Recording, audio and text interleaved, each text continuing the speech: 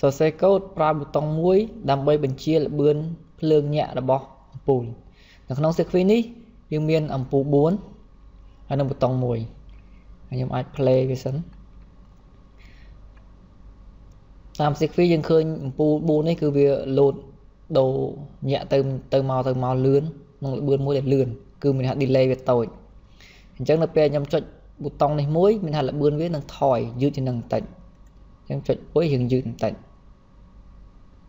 ហើយខ្ញុំចុចមួយទៀតហើយទៅយឺតទៀតអញ្ចឹងនៅក្នុង sequence នេះ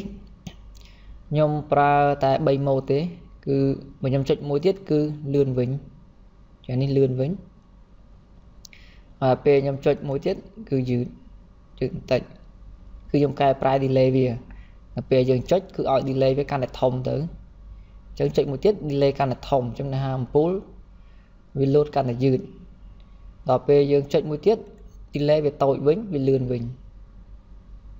អញ្ចឹង sequence ប៉ុណ្ណឹងឥឡូវយើងមើលទៅលើ code វិញនេះ code វាតោះឥឡូវយើងមើល code គឺ code វាស្តៀងទៅនឹងភ្លើងញាក់ដែលធ្វើលើកមុនដែលប្រើ5 mode អញ្ចឹងខ្ញុំប្រើ interrupt ដូចគ្នានៅក្នុង sequence នេះគឺយើងមានអំពូល4ដដែលខ្ញុំមិនមានដូរទេប៊ូតុងគឺនៅដដែលតែមានប៊ូតុងចុច mode តែគ្រាន់តែលើកមុនគឺយើងសរសេរ code ដោយបដូរ mode ហ្នឹងគឺបដូរឲ្យវា load ផ្សេងគ្នាគឺចុច1 load ផ្សេងចុច2 load ផ្សេងតែនៅក្នុង sequence នេះដដែលខ្ញុំដូរ code វាឲ្យចុចគ្រាន់តែដូរ delay គឺការ load ដដែល load ទៅ load មកចាឥឡូវយើងមើលរបៀបនៃការប្រើដូរ delay ហើយខ្ញុំប្រកាសអថេមួយឈ្មោះថា mode ណាគឺភេទឆាអញ្ចឹងអាហ្នឹងគឺសម្រាប់រាប់តម្លៃនៃប៊ូតុងខ្ញុំចុចនេះអញ្ចឹងក្នុងហ្នឹងគឺខ្ញុំបង្កើតវាមកមាន3 mode គឺនេះគឺនឹងចូលក្នុង void main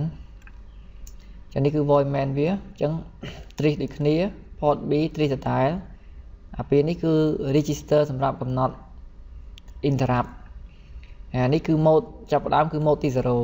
អញ្ចឹងនៅក្នុងហ្នឹងគឺខ្ញុំសរសេរមានប្រើ switch អញ្ចឹងថា switch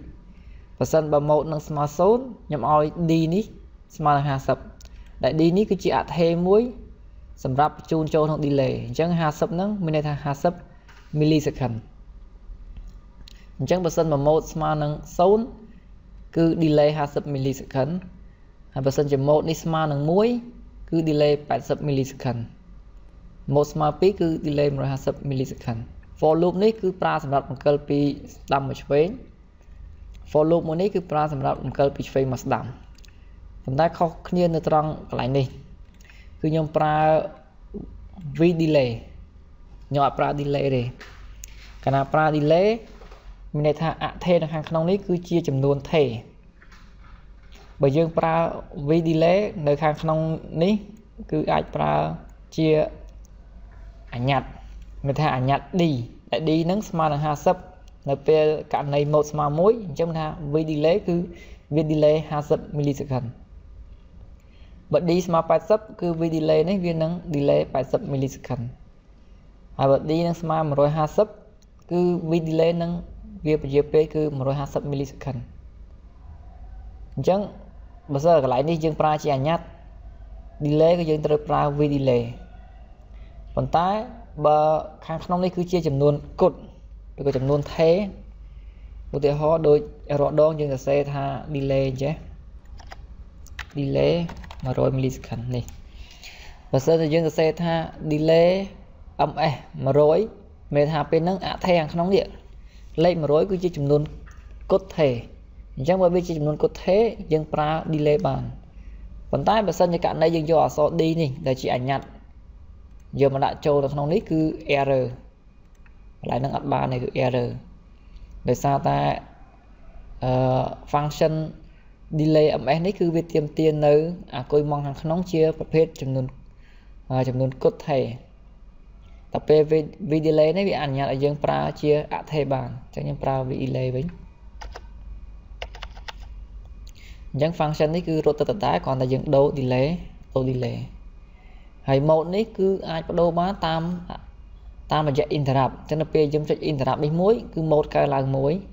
ខ្ញុំចុចមួយទៀត interrupt ស្មើមួយទៀតវាឡើងទៀតអញ្ចឹង វាអាចស្មើ1មក2ហើយខ្ញុំចុចទៀតវាមកតម្លៃដើមវិញគឺនៅខាងក្នុងនេះនេះឡើយនេះគឺ flag interrupt នៅពេលដែលខ្ញុំចុចប៊ូតុងមានន័យថាពេលហ្នឹង flag នេះស្មើ1អញ្ចឹងនេះលក្ខខណ្ឌនេះពិតនៅពេលដែលលក្ខខណ្ឌហ្នឹងពិតខ្ញុំឲ្យ flag ហ្នឹងស្មើ0វិញគឺ reset វា reset interrupt ហើយ mode នេះកើនឡើងអញ្ចឹងករណីដំបូងគឺ mode ស្មើនឹង0នេះ mode ស្មើ0ចុចម្ដង mode ស្មើ1ដល់ពេលដែល mode ស្មើ1ចុចម្ដងទៀត mode ស្មើ2ដល់ពេលដែល mode ស្មើ2ចុចម្ដងទៀត mode ស្មើ3អញ្ចឹងបើសិន mode ស្មើ3វាស្មើ0អញ្ចឹងរាប់សារដើមអញ្ចឹងចុចទៅគឺបានតែ3ហ្នឹងទេ7ជុំហ្នឹងហើយកន្លែង i ស្មើ4នេះគឺខ្ញុំចង់ឲ្យលក្ខខណ្ឌ for loop នេះត្រូវបានបញ្ចប់ដល់ពេលករណីភ្លើងកំពុងតែញាក់ខ្ញុំចុច interrupt ដល់ពេលនោះគឺ i ស្មើ4អញ្ចឹងវានឹងចាក់ចេញពីអានេះមួយអញ្ចឹងដល់ពេលខ្ញុំចុចទៅវាអាចនឹងដូរ